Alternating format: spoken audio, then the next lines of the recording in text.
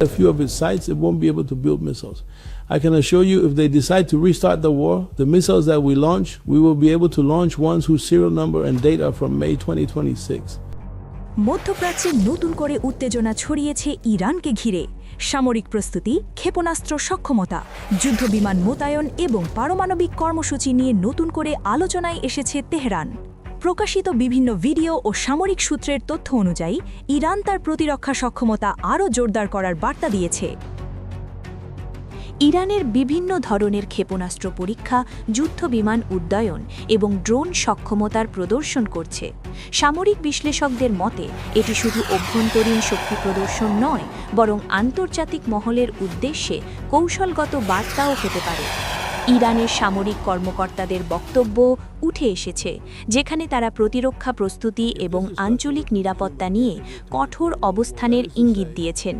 বিশেষ করে দীর্ঘপাল্লার ক্ষেপণাস্ত্র ও ড্রোন প্রযুক্তি নিয়ে ইরান নতুন সক্ষমতা অর্জন করেছে, এমন দাবিও সামনে এসেছে। ইরানের পক্ষ থেকে দাবি করা হচ্ছে তাদের সামরিক অবকাঠামো ও প্রতিরক্ষা ঘাঁটিগুলো এখন আগের চেয়ে আরও শক্তিশালী এবং যে কোনো সম্ভাব্য হুমকি মোকাবেলায় প্রস্তুত।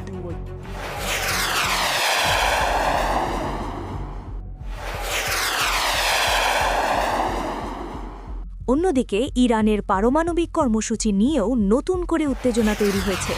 যুক্তরাষ্ট্রের সাবেক প্রেসিডেন্ট ডোনাল্ড ট্রাম্পের বক্তব্য এবং ইরানের প্রতিক্রিয়া ঘিরে কূটনৈতিক টানাপোড়েন আরও স্পষ্ট হয়েছে।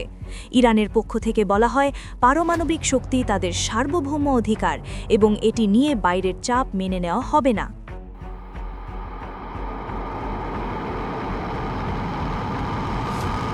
বিশ্লেষকরা বলছেন, এই বার্তা শুধু ওয়াশিংটনের জন্য নয়, পুরো আন্তর্জাতিক সম্প্রদায়ের জন্য গুরুত্বপূর্ণ সংকেত।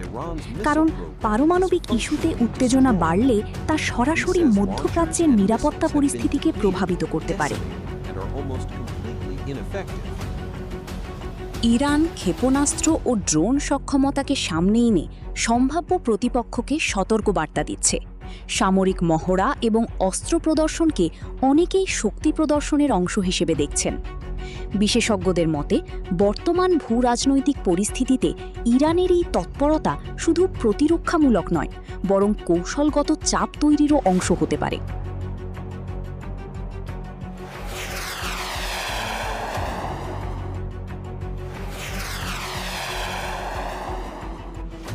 এদিকে আন্তর্জাতিক বিশ্লেষকরা আশঙ্কা করছেন, কূটনৈতিক সমাধান ব্যাহত হলে এই উত্তেজনা আরও বড় সংঘাতে রূপ নিতে পারে। বিশেষ করে পারমাণবিক আলোচনা, আঞ্চলিক সামরিক ভারসাম্য এবং যুক্তরাষ্ট্র ইরান সম্পর্ক, এই তিনটি বিষয় এখন পরিস্থিতির মূল কেন্দ্রবিন্দুতে। তবে ইরানের পক্ষ থেকে স্পষ্ট করা হয়েছে, তারা তাদের জাতীয় নিরাপত্তা ও কৌশলগত স্বার্থ রক্ষায় আপোষহীন থাকবে। মধ্যপ্রাচ্যের এই পরিস্থিতি কোথায় গিয়ে দাঁড়ায় তা এখন নজর রাখছে পুরো বিশ্ব। সামরিক প্রস্তুতি, কূটনৈতিক বার্তা এবং পারমাণবিক ইস্যু সব মিলিয়ে নতুন করে উত্তপ্ত হয়ে উঠছে আন্তর্জাতিক অঙ্গন। এমন আরও আপডেট পেতে চ্যানেলটি সাবস্ক্রাইব করে সঙ্গে থাকুন।